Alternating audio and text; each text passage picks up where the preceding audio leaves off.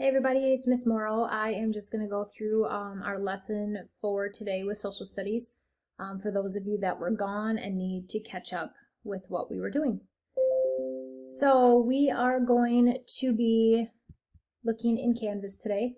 The goal of today are the learning targets for today to learn about absolute and relative locations. So if you go into social studies, and click on modules, we are first going to be opening up our social studies vocabulary notebook. So this is going to be something new for you. And today in class we completed two of the words, which was absolute location and relative location. So I'm going to switch over to the slides that we completed. So please open this up and then I'll tell you what to fill in. So now I'm in the teacher copy of the interactive notebook, and yours should look similar to this, and you are going to go to slide number 2. Slide number 2 is dealing with absolute location. So you will want to type in the definition, which is right here, the precise point where a place is located on Earth. Latitude is always first, and then longitude is second. So latitude is north and south, longitude is east and west. And then you want to copy down the next two boxes. We talked about this as a class. Why is absolute location helpful? Because you can find location in places. It can give you directions and use navigation, such as GPS systems work off of absolute location. Some examples that we talked about were you could go to somewhere that's 90 degrees north and 75 degrees west and figure out where that is. And Culver's on Cottage Grove Road is at 43 degrees north and 89 west. So that's given an exact location. What you're going to have to do then is find an image of something that's going to help you remember absolute location. So you can go to Insert, Image from the web, and then you can search up absolute location. You could do longitude and latitude, anything to find a picture. And then you can pause the video, and when you're done, keep going. The next word that we talked about was relative location, and relative location is the location of one place compared to another place. So this is where you're not giving specific addresses, because we all have a specific address we live at, but you want to have a comparison to another place. So we often use words such as near, next to, behind, across from, in front of, left, right, north, south, east, west, in comparison to another place. So an example that I gave today is Piggly Wiggly is near Forward Pharmacy, or Piggly Wiggly is east of Kula Yoga Studio. Okay, and then our example here is GDS is across from CVS. Somebody said in a bunch of cornfields, and it is off Cottage Grove Road. So you can see that we're not giving a specific address, but we're sharing the place that what it's by. So that is relative location. So everything we did today then was based off of these two words.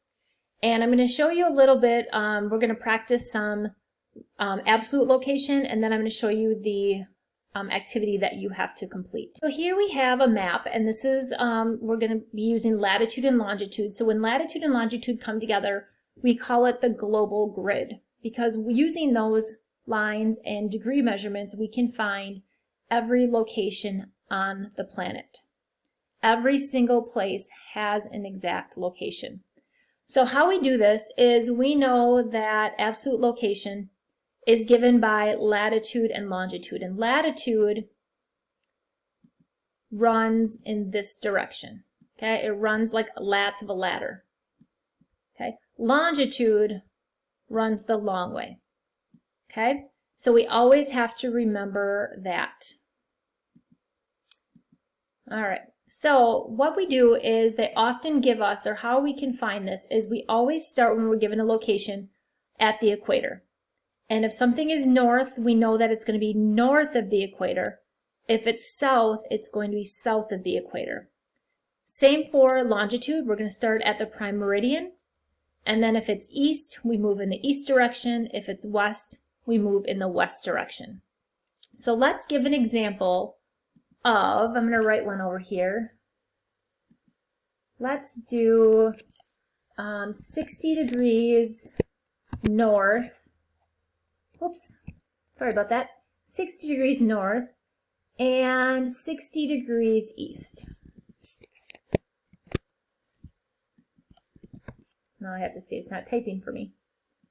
All right, still not typing for me. Let me try this again. So 60 degrees north and 60 east. So 60 north and 60 east. I don't know what's happening.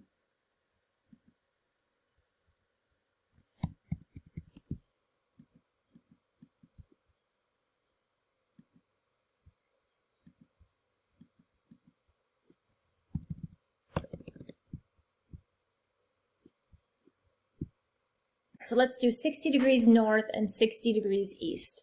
So the first thing we're going to do is we're going to start at the equator. And then as you notice on this map, it goes up by about every 15 degrees. So we're going to find 60 degrees north.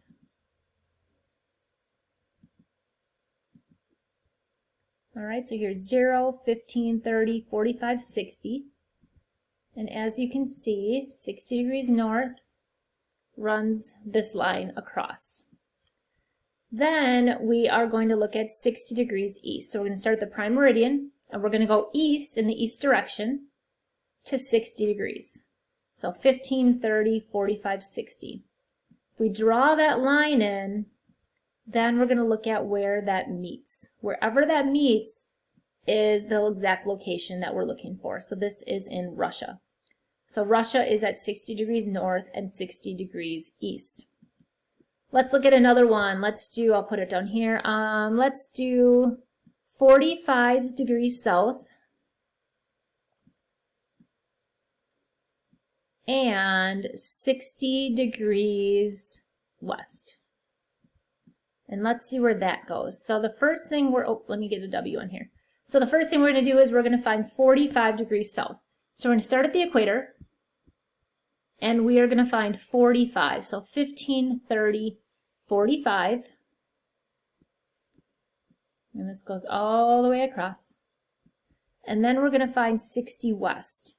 So here's 0 degrees. West is in this direction. I'm going to find 60 and draw this line down. Wherever those two cross will be the location we're looking for. So this would be in the South Atlantic Ocean.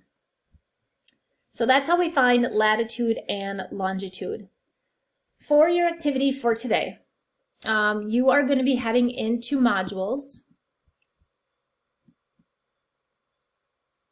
under the same date as the interactive notebook. You are going to go to Fun on a Global Grid. You're going to click on it.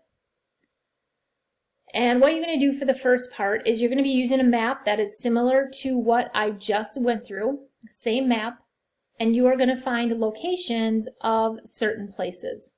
So if you click on this linked world map, that is where you're going to where it's going to take you to the map we were just on. So you're going to be flipping back and forth between these two. You can see that there are measurements given, or degrees given for each location. So you need to find the body of water or the country that absolute location is in, type it in there along with the continent.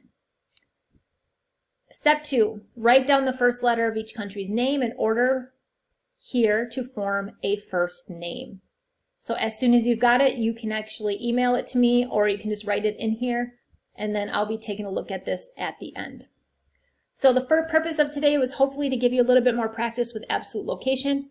We are going to be doing more for our Wednesday work that is going to be dealing with a little bit of absolute location and relative location.